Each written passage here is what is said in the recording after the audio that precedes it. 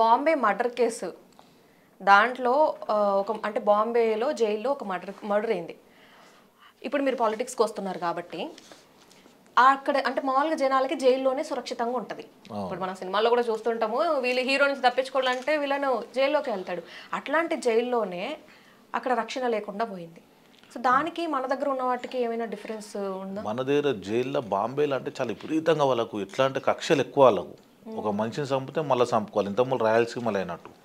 ఇక్కడ హైదరాబాద్లో తెలంగాణలో ఎట్లుంటా అంటే కొద్దిగా ప్రేమ భావాలు ఎక్కువ ఉంటాయి.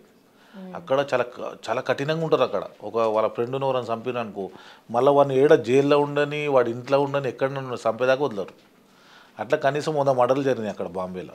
అట్లా ఒక్కొక్కరికి మన జైల్లోనే చంపారు కదా, జైల్లో చాలా పెద్ద అదే జైల్లోనే విపరీతంగా చంపారు, పోలీసుల ముందరనే చంపారు అక్కడ జైలు. అట్లా చాలా విపరీతంగా అవుతాయి అక్కడ బాంబే సైడ్ మర్డర్లు. పూణే అక్కడ సైడు బాగా అవుతాయి మర్డర్లు. ఇక్కడ మన హైదరాబాద్లో అంత ఉండదు, చాలా తక్కువ.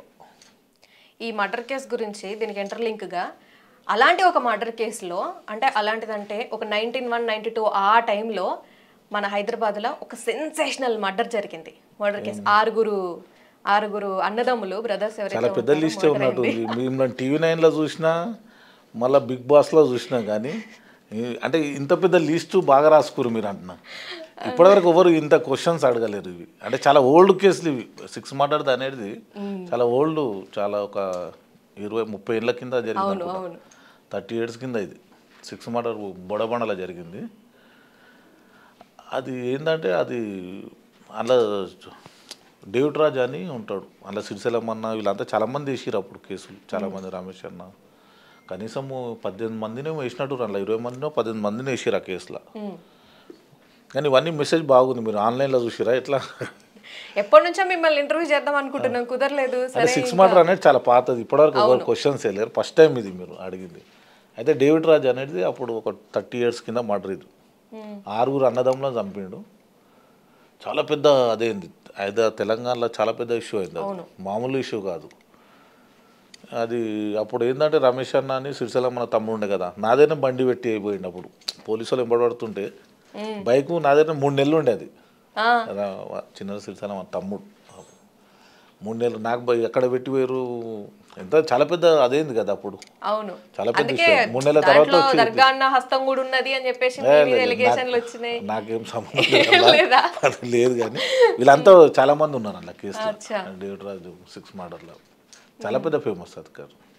ఇప్పుడు ఈ మర్డర్ కేసులు ఇట్లాంటివన్నీ చూస్తున్నప్పుడు మామూలుగా మీ డాన్స్కి హైదరాబాద్లో అంత సెక్యూరిటీ ఉందని మీకు అనిపిస్తుందా?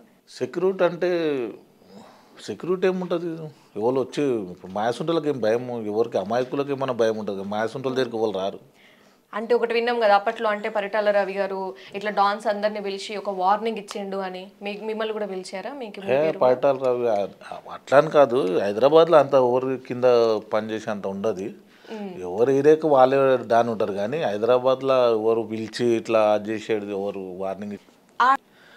రాయలసీమలో అక్కడ చేసుకుంటారు వాళ్ళు. హైదరాబాద్ తెలంగాణలో ఏం తక్కువ లేరు, ఏకున్నారు తెలంగాణలో. అట్లా కొంచెం పిలిచి వార్నింగ్ ఇచ్చే అంత ఎవరికి అది ఉండదు. ఏదో ఒకటి అట్లా షో చేసిరు సినిమాలో. ఆ మూవీ వచ్చింది కదా ఒకటి, ఆ మూవీలో పెట్టిరు. అది రాంగ్. అది ఓంకారం అని మూవీలో పెట్టిరు. ఓంకారం అని ఇంట్లో రక్త చరిత్రలో పెట్టిరు కదా. 1, 2 సూర్య ఎట్లా పిలిచి వార్నింగ్ అవన్నీ వేస్ట్. అది